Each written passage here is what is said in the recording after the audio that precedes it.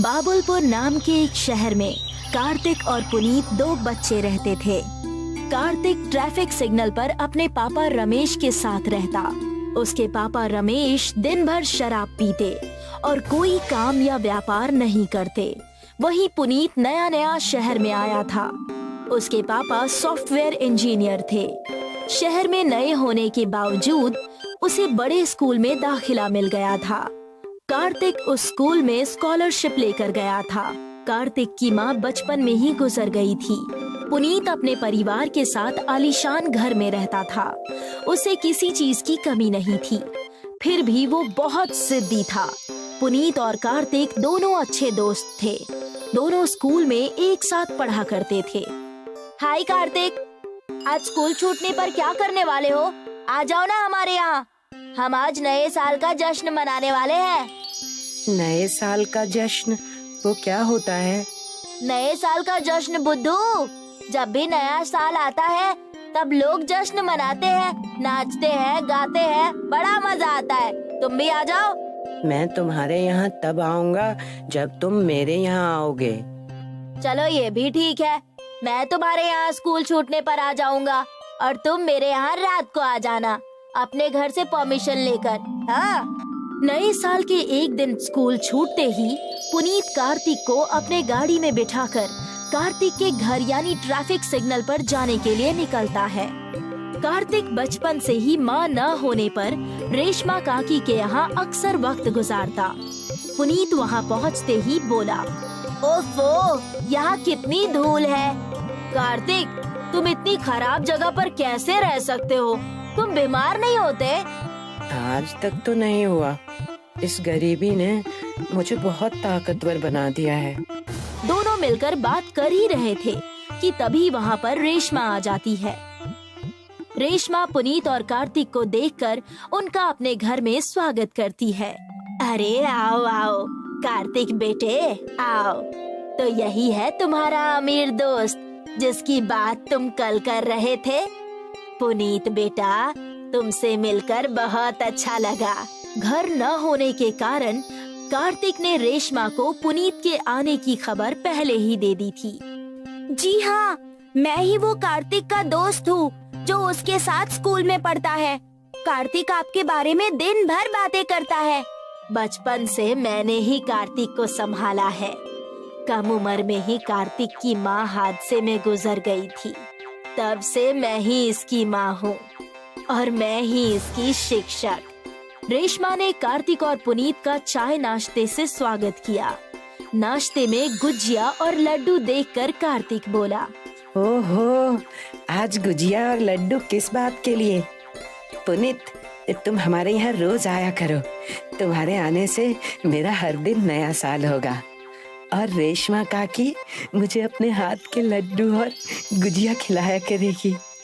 चलो मैं आऊंगा लेकिन तुम्हें भी मेरे घर हर दिन आना होगा।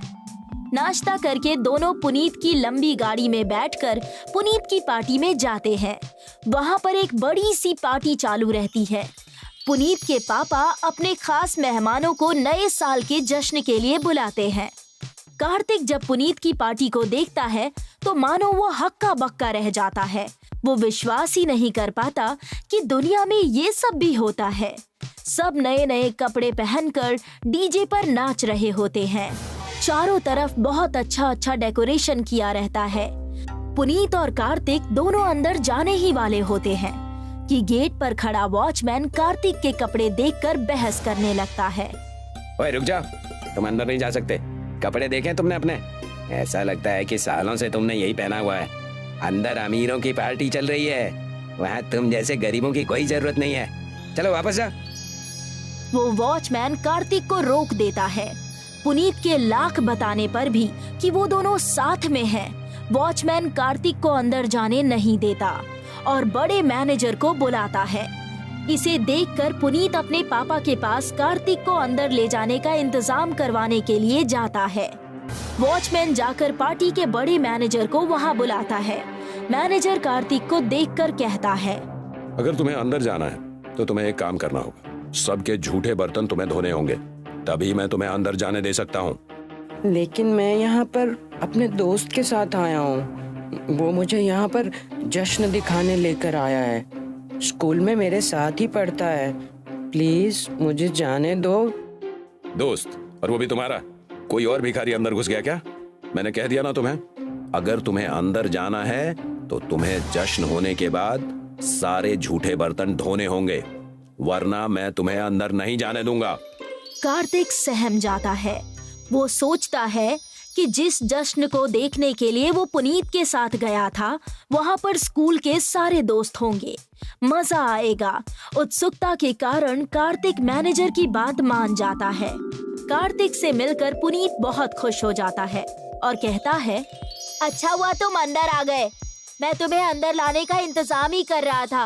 वो वॉचमैन बहुत खड़ूस है। हाँ वो तो है। चलो अब हम एंजॉय करेंगे। पुनीत और कार्तिक नाचने लगते हैं। तभी कार्तिक का धक्का एक अमीर सेठ को लग जाता है और अमीर सेठ की चाय उनके कपड़ों पर गिर जाती है। अरे रे, ये क्या कर दिया तुमने? भिखारी कहीं के, किसने तुम्हें अंदर आने दिया? सर्वनाश कर दिया मेरे कपड़ों का। तुम्हारी खैर नहीं। अभी मैनेजर को मैं अंदर बुलाता हूँ और तुम्हें पार्टी से बाहर निकाल फेंकता हूँ। अंकल, मैंने जानबूझकर नहीं किया, ये गलती से हो गया। हम नाच रहे थे और आप वहाँ पर आ गए। सारी बहस सुनकर वहाँ पर मैनेजर आ जाता है और कहता है, हमें माफ कीजिएगा सर, इसकी गलती के लिए हम आपसे माफी मांगते हैं। मैनेजर, तुम्हारी नौकरी तो गई समझो। इसे अंदर तुमने ही आने दिया ना ये किसी काम का है, ना इसकी यहाँ पर जरूरत है। नहीं सेठ जी, ऐसा मत कीजिए, मेरी नौकरी मत डुबाइए। इस लड़के को मैंने अंदर इसीलिए लाया ताकि बर्तन भी धुल जाए और गरीब होने के साथ एक जश्न देख ले नए साल का। कोई जश्न नहीं, इसे बाहर निकालो यहाँ से अभी। मैनेजर तुरंत ही कार्तिक को वहाँ से भगा देता है। पुनीत वहाँ खड़े खड़े सब देख रहा होता है। उसे इस बात का बहुत बुरा लगता है। वो भी कार्तिक के पास बाहर जाकर उससे कहता है, तू बुरा मत मान मेरे दोस्त, ये सब बहुत गंदे इंसान हैं। इन्हें लोगों की कद्र ही नहीं है। मैं तुम्हारे यहाँ सिग्नल पर गया, वहाँ मेरा तुम लोगों ने कितना ख्याल रखा। असली अमीर तो तुम लोग ही हो, दिल के अमीर। क्या तुम सच कह रहे हो? हाँ सच। अगर ऐसा है तो चलो फिर से ट्रैफिक सिग्नल पर चलते हैं। चलो, अभी नए साल के लिए समय है। हम रेशमा काकी के घर पर ही चलते हैं, अपना आधा अधूरा जश्न पूरा करते हैं। मेरी गाड़ी में कुछ नए कपड़े हैं, मेरी तरफ से तुम्हें वो गिफ्ट। हम रेशमा काकी के घर जाएंगे और धूमधाम से अपना जश्न पूरा करेंगे।